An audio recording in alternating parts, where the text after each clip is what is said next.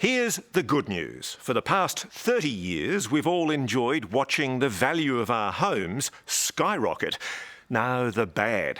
The housing boom is about to end. And for many Australians, both homeowners and investors, it's going to end in tears. While you think you've heard this all before, remember we now have the highest household debt in the world. Worse still, we've become so blasé about the way we borrow money, we've forgotten the consequences. Most importantly, that we need to pay it back. So if you've got a home loan and you want to stand any chance of surviving a wipeout, you need to be very, very careful.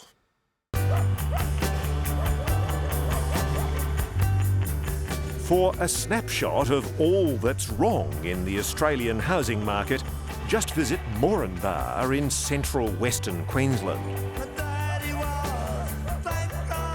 It's certainly not the smartest place to buy property.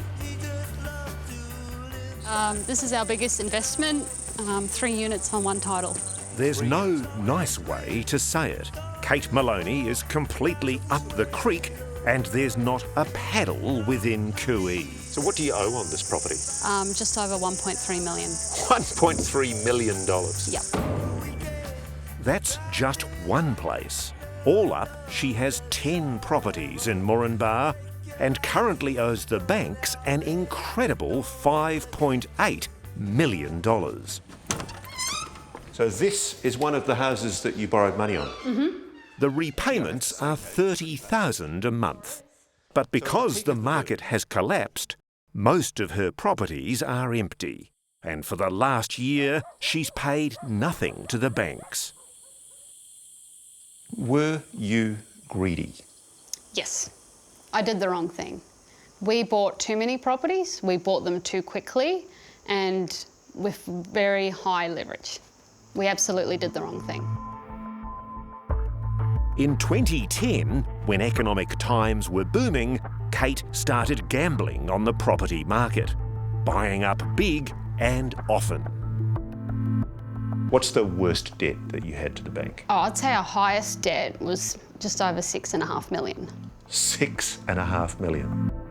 At first, she did well, but success made her even more aggressive. In 2012, Kate and her husband Matt were crowned Australian Property Investors of the Year. The Maloneys never contemplated failure until it was too late. It was just debt on steroids. We've gone from being the poster child of success to the poster child of a financial screw-up. It's not a question of sort of if, it's just a question of when. There will be a mortgage crisis in Australia. And you believe it's inevitable that prices are going to go down in Australia? There is no question at all. The only question is when. No one with a home loan or an investment property will want to hear what Jonathan Tepper has to say. But this world expert on mortgage debt says what's happened in Moranbah will happen across the country. In Australia, the madness is collective, meaning that everyone is borrowing more money than they should.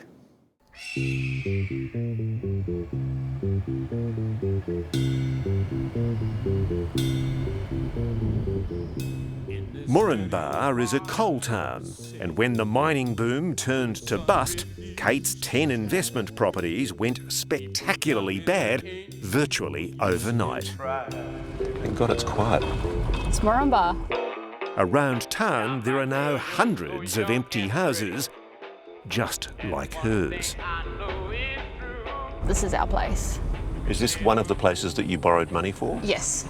So what, at the peak of the boom, was this place worth?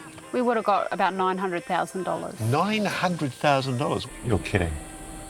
And what's it worth now? Be lucky to get $180,000, $200,000. Oh my goodness.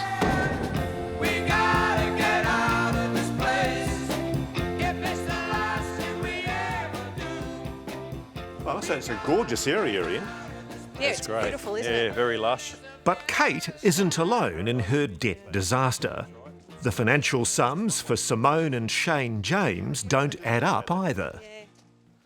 I can imagine the hardest thing for you, Simone, is going to be telling the kids. Yeah.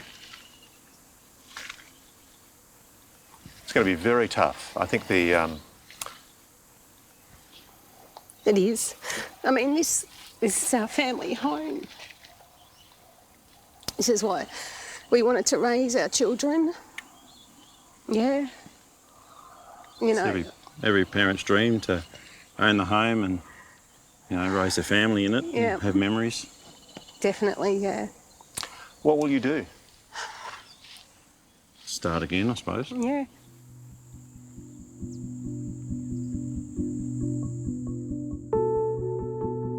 Ella, could you set the table, please, sweetheart? Take the knives and forks and the plates over.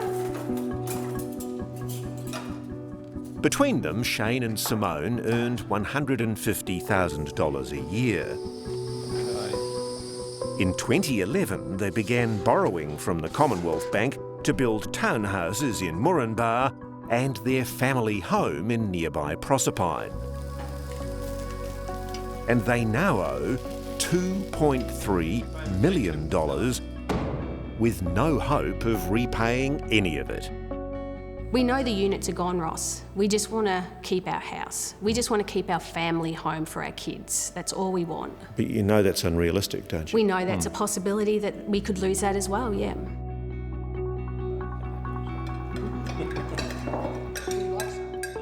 As isolated as it is, Moranbah is the canary in the coal mine for the entire Australian property market. Nowhere is safe. So if you're thinking a housing bust will never happen in our suburbs, think again. Australia's housing debt is exploding. So many people can't afford to pay the principal on their massive housing loans that nearly half of all new mortgages are now interest only. It's a red flag for imminent disaster. Cool, let's get ourselves a mortgage. And so obviously the bubble has gone on longer because banks are happy to give interest-only mortgages. Jonathan Tepper proved his credentials by predicting property meltdowns in the United States, Ireland, and Spain, where he was declared an enemy of the state for telling the truth. They recommend 20% down payment. However, provided you can support the loan, you can take advantage of LMI, and they can lend you whatever you need. Over the past fortnight, he's been here investigating our real estate market with a Sydney funds manager. What they've uncovered has left them shocked. The one word that I came away this week thinking was insane.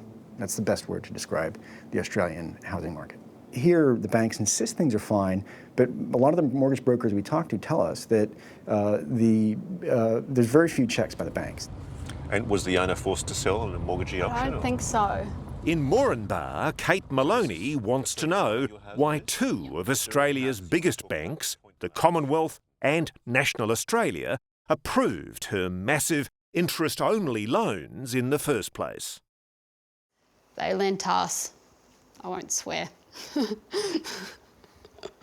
they lent us $6.5 million, of which most of it was in a one-industry town, which is very, very risky, on predominantly interest-only loans, 24 years young, no equity behind us, just crazy, the whole thing. But they'd say they're not financial advisors. It's you that's taken the business risk. Isn't that fair enough? Exactly, that is fair enough. They also have a responsibility to be a prudent lender and to see whether the people that they're lending money can pay it back in the long run. Now, with all our loans, 2 to 3 years after being given those loans, they've all gone belly up. I don't know if there was any consideration taken for a drop. A drop in the market? Value. Yeah. No. Yeah. While Shane and Simone James didn't foresee the collapse in property values in Moranbah, it seems their bank did when it first approved the loan. This internal Commonwealth Bank valuation shows it knew the Moranbah market was so volatile there was a real possibility of a reduction in value and rental values for the proposed units.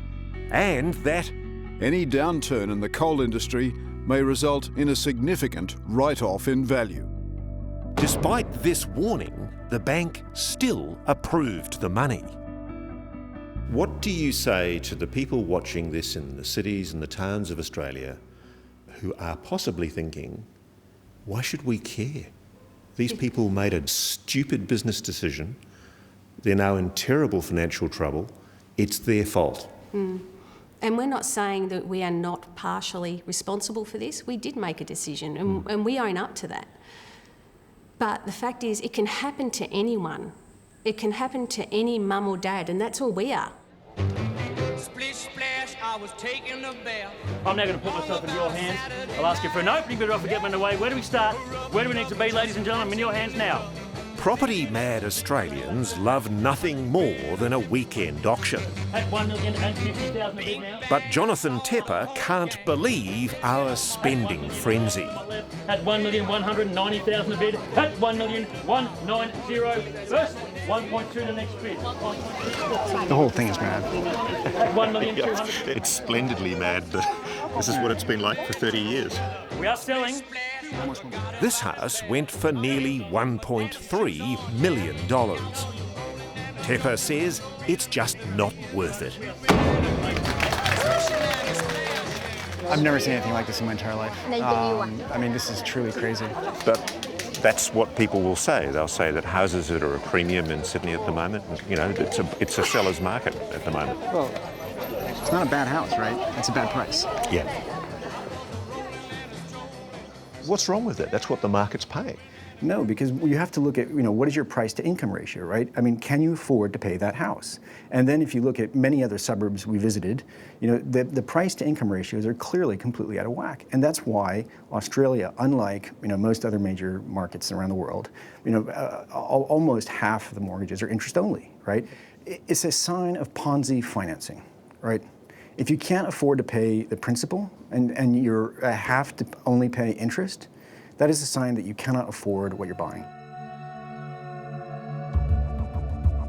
Jonathan Tepper's prediction for the Australian housing market is terrifying.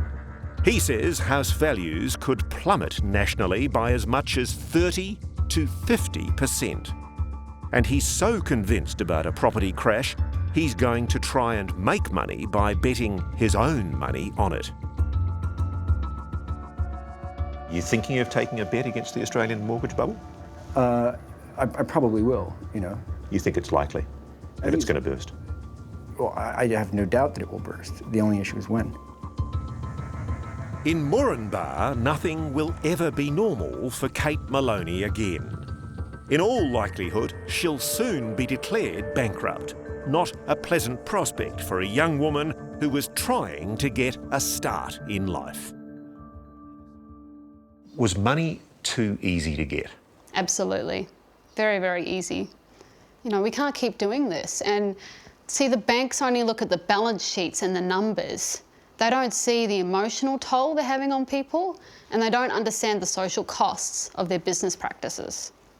And they need to really come up here and have a look to understand what's going on here and that they need to do something about it.